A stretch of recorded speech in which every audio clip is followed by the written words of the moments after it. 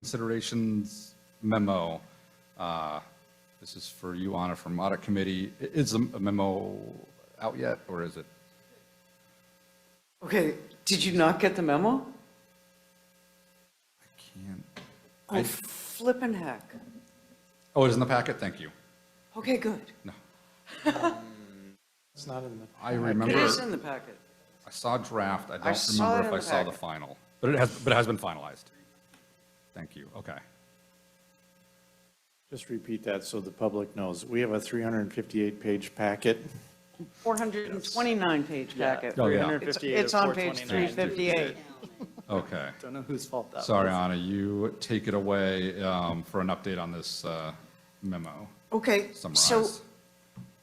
it being 9 PM, I don't want to go through every single thing here, but Eric Younger mentioned, that's right, you are the guilty party.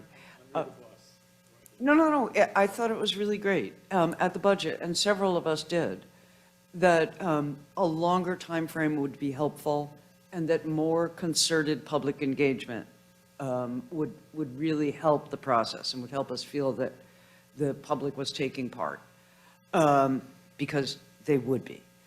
So the auditor, Jenny Sims, put together some information on how that could be done. So here, my takeaway from our conversation, our informal conversations after the budget was less of a fire hose of information, longer time between budget presentation to council and the final Q&A, and additional public engagement. So I'm just checking for, I think, the fourth time with all of you that, yes, this is what council wanted. So here you have this long memo that details ways to get public information, and I have highlighted just numbers 1, 2, and 3 for tonight, and I'll tell you why.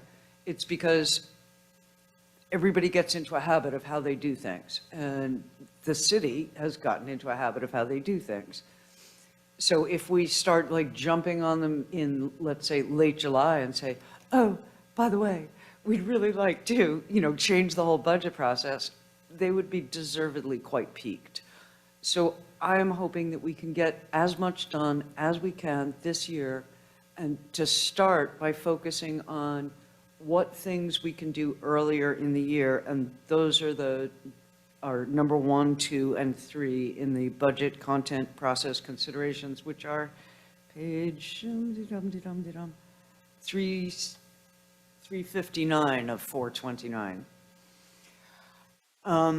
I personally, and not just because President Coughlin comes from there, I personally liked the simplicity of the Roseville, Minnesota form. It's something that we could send out the way CDBG did in their survey.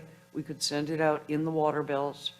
Would we hit every single person? No, but nothing will. But this would hit, I think, the greatest number of people.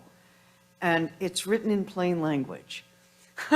Here's the preliminary budget. Like, which parts of this, are what you want from the city? Which parts aren't? What changes would you suggest? 1, 2, 3. It's a busy world. That seems like we would get productive results from that. I'm perfectly happy to hear about anything else that you all have to propose. Like, for me, the city of Redmond recruits a volunteer team of community members means like, oh wait, who's going to supervise that? Who's going to recruit that? Who's going to have the meetings? And I think the main decision we were hoping to get back to Mike Riley tonight was on that proposal to expand the budget week. Yeah. Yeah. So, Because I think that's the one thing that needs to be set ASAP, and then the rest of this, we can keep giving feedback and work well, with Mike. there are a number of ways, and that's number 3 on this item 3. So are we all in agreement there wasn't time for us to absorb everything? And I think And just parenthetically, I'd also like to expand to include Eric's proposal for a number of years in a row now that council think about what money we want. Like, I personally want a striping machine for us. And I think you all know that.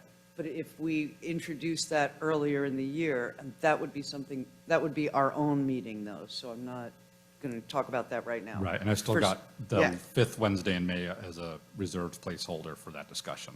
Okay, yeah. if you would send us something formal so that we could show it to people and say, look, I really can't go away with you. Yeah, if we decide. I have to do Okay. this meeting. That would be great. There are a number of different, if you follow these links to the Ridgefield, Washington, and the Redmond biennial budget calculator, you can see how they managed to move time around. We have two ways to go here. We can't extend the final very much because printing takes time, because amassing information and making changes and checking it with everybody takes time. And Thanksgiving happens. So is it possible that we can extend the end date to like mid-November? Would that work for most people? Not just most people on the council, but most people, do you think? I think Eric, yeah, you chime in, 'cause So you've been through this process many times. Yes, he has. So this is a Lori Smith, Mike Riley question. We can't answer that here. Mm-hmm. There are specific deadlines, first reading, second reading.